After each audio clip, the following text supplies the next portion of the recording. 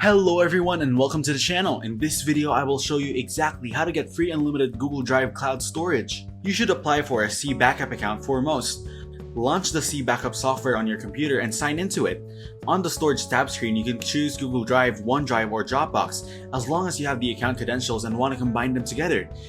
Then you should click Authorize Now to grant and connect C Backup with your cloud drive data. After that, hit the Storage tab on the left panel and select the Add Combined Cloud option. Modify the name of the combined cloud if you want to distinguish it. Then tick all the checkboxes next to these cloud accounts you added. Click the Next button and then Combine. Then you will see the free, huge, or unlimited storage for Google Photos in the cloud list. You can back up Windows to Google Combined Cloud with C Backup by the following steps. Click the backup position and hit Backup PC to combine cloud. Customize the backup task name. Locate the local directories to select files for backup.